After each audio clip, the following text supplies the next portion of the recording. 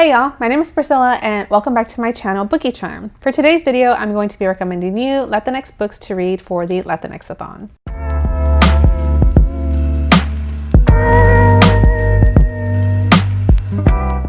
So the Latinxathon is a readathon that I help host every year, this year being the third year, so I had to bring back my Decolonize Your Bookshelf t-shirts. Unfortunately, I can't recommend that shop for you to purchase this t-shirt, even though I get compliments just about every time that I wear it, because I can't find the shop online anymore. It has disappeared from the interwebs, so sorry. I will also be linking my announcement video in the cards up above for you in case you missed it, because you'll want to check that out and find out how you can enter our giveaway, which is open still now for another week. So make sure to get all your entries in for a chance to win a copy of our group book and also another book by Lin-Manuel Miranda. So our readathon does have challenges. We have 5 challenges and a bonus challenge, and we do highly encourage you to participate as any way you see fit. If you'd like to challenge yourself and diversify your Latinx reading as much as possible, please do. But of course, those challenges are not required. Now, I do want to talk about our group book because I didn't talk about it in my announcement video so much, but for our prompt called #LatinxLitTakeover, pretty much we want you to read the group book. And the group book this year is By Any Means Necessary by Candice Montgomery. So By Any Means Necessary is a YA contemporary that follows a Black gay protagonist named Tori. Tori is a first-generation college student in San Francisco, and he learns that his uncle's bee farm has been left to him and is being threatened to be foreclosed on. So he's pulled in multiple directions, and I think that this book will open up conversations regarding homophobia, racism, and gentrification. So if that at all sounds interesting to you, obviously I recommend picking it up so you can read along with us, but also you could complete a number of our challenges with this book alone if you read it. Candice Montgomery is a Black Brazilian non-binary Muslim author, so it completes just about every challenge that we know of except for roots, because we can't determine if more than one language is on the page except by reading it. So obviously you're here for more recommendations, and although our challenges are not necessarily required to participate, I am definitely going to be speaking to those challenges and those prompts. So let's get on into those recommendations. So first up, one of my favorites from last year that I'm recommending to you today is Cantoras by Carolina de Robertis.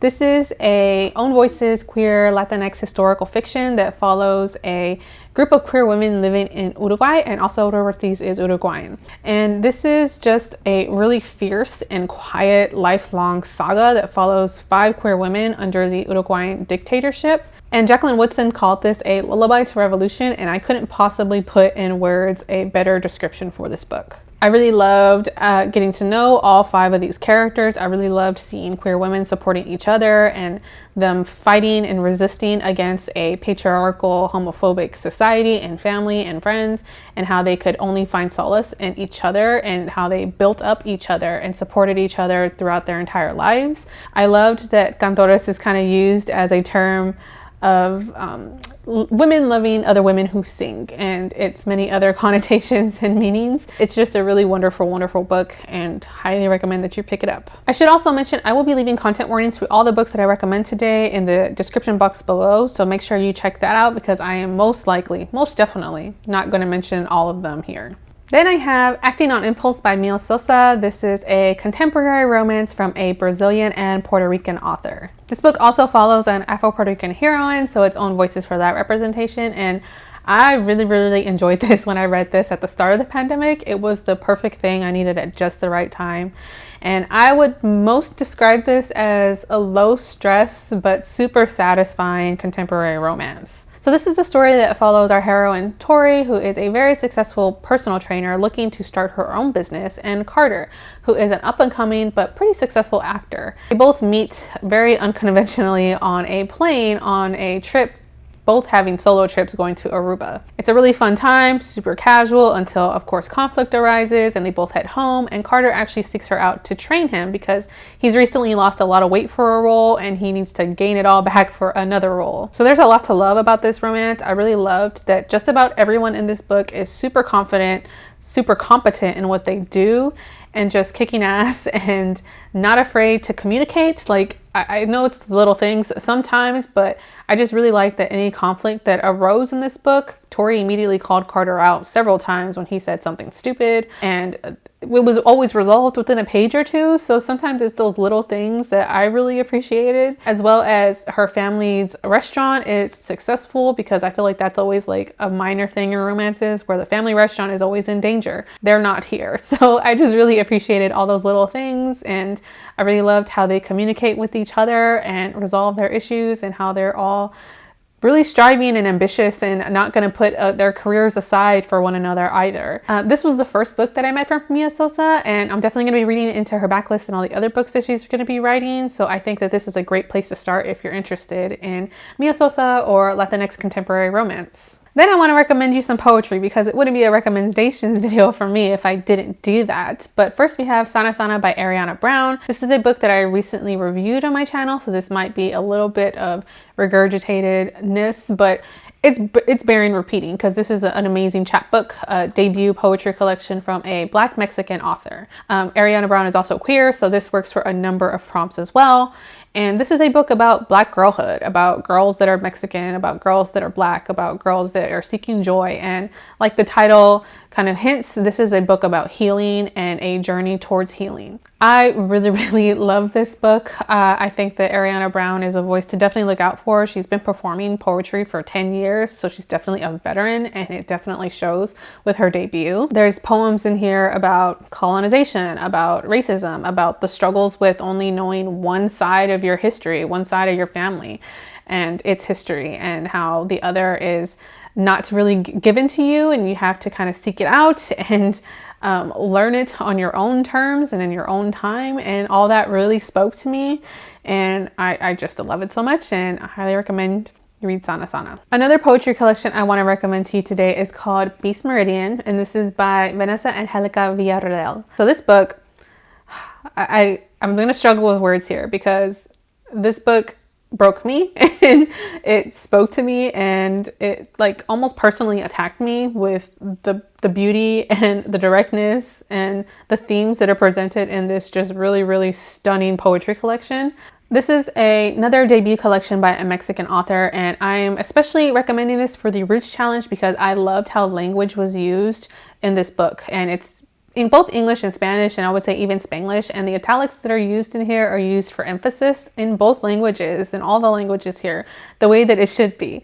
But I really like the way that she used language in here to depict the issues and struggles that she's had with assimilation and with intergenerational trauma and with this dissociation with culture and immigration, and it all struck me, and it all struck a chord with me, and really like ruined me after I finished it. This is not a good review, but I really like the way she plays with form in this. There's a poem in here that's called Assimilation Progress Report, and it actually looks like a progress report. There's towards the end called The Way Back, a whole section about the navigating healing and trauma, and it's written in sort of a way that's with the drop lower cases, capitalization letters, and it kind of makes it feel kind of fairy tale like or magical like, and I really liked that. I don't know, it's a lot. It's a lot for me to try to formulate words right now. This collection is dedicated to her elders and ancestors that had their histories threatened to be erased at every turn, and just read it. This is a terrible review, but I really love this. Then I want to recommend Stubborn Archivist by Yara Fowler. This is a book that is written by a British Brazilian author, and the protagonist is also British Brazilian, and it's that sort of contemporary literary fiction that is semi-biographical. This book is the sort of like experimental fiction that I really love. It's really intimate and really personal, and sort of fragmentary, but also sort of poetic in its prose. Some of the sections in this book are fragmented thoughts and written in like poetic forms and structures, and I thought it worked really well with the content and themes of this book. Fowler has a Brazilian mother and an English father, and she was raised in London, but she did go back and forth to Brazil a lot, and that's a lot of what happens in this story. It's a coming of age about a girl that has to navigate dual countries, dual homelands, dual languages and cultures. And I really love how Brazilian Portuguese and Brazilian culture is especially discussed in this book, because it's put on the page and it isn't explained and you have to use your context clues. But I really think that there's a certain amount of charm in that, and the way that it's used here is just really, really fantastic. I also really like how second person is used in this book. For me, it tends to work with intimate stories like this, and I think that it was just really well done here as well. So I think that if you're open to sort of challenging and experimental writing like this, it could really work for you, because I really enjoyed it. And although it's a bit of a lengthier book in size, it reads pretty fast again, because it's sort of that lyrical, poetic prose. Then I want to recommend you a picture book, because of course I do. And we're going to talk about Sulway by Lupita Nyong'o, and it's illustrated by Vashti Harrison. So Nyong'o is a Kenyan-Mexican actress and also now a children's author. And Vashti Harrison is now a very well-renowned children's illustrator, known for the Little Leaders series and Little Legends series, which I really, really love. And I think that this combination of this author and this illustrator was just a really, really great idea and a force to be reckoned with. And this is a gorgeous, gorgeous book and story. So Sulway, the young girl on this cover, is described as having skin the color of midnight. And this is a story about her journey to loving herself and her skin, and understanding that her skin is beautiful. She doesn't think that her skin is beautiful at the start of this book, and goes on this magical journey into myth and in space to understand that she is beautiful. This is a story inspired by Nyong'o's own experiences with her skin and her beauty standards, and I think that it handles colorism so well, which is an issue that plagues the Latinx communities everywhere.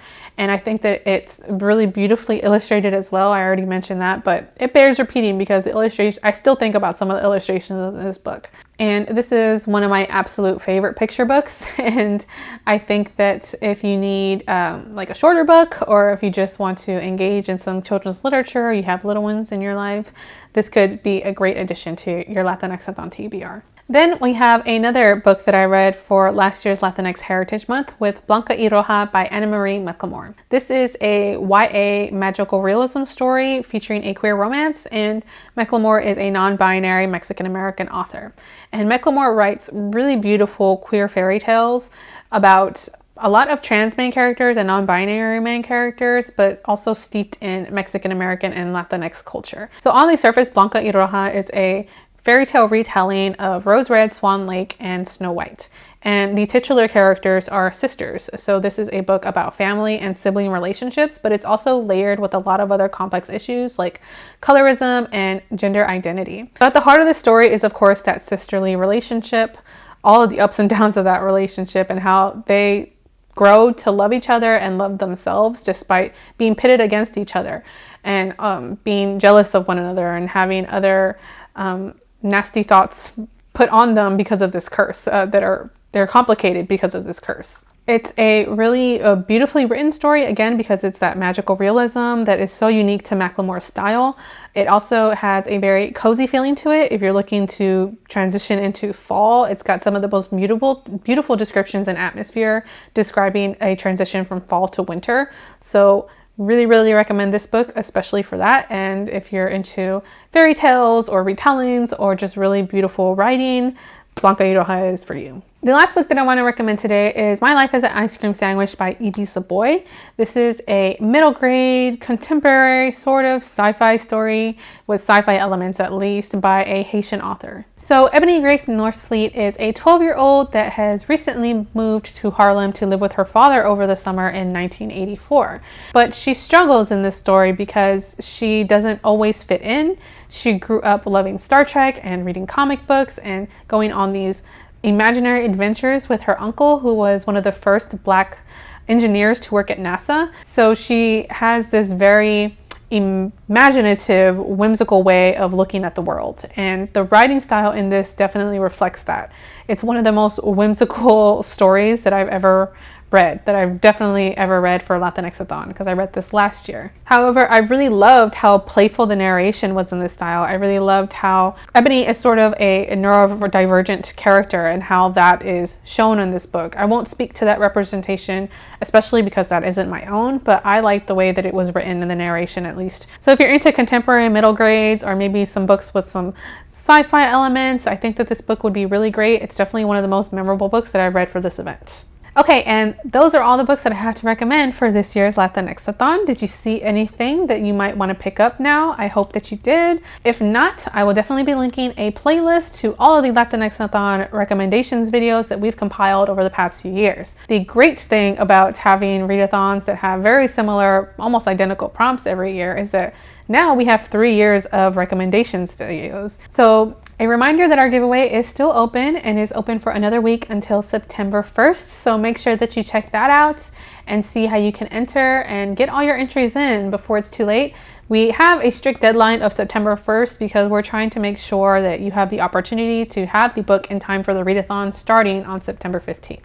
So if you have any comments at all, any questions about the readathon, about the prompts, if you're looking for a very specific recommendation and you didn't see it here, make sure to ask all that in the comments down below. I can definitely try to help you and go to my host and see if we can come up with something that works for you. Or you could always ask us on Twitter or Instagram. Any of those places are fine. We're here to help and hopefully find something that you are really excited about and able to pick up for the readathon. But that's all that I have for this recommendations video today. Thank you so much for watching, and I hope to catch you in the next video. Bye!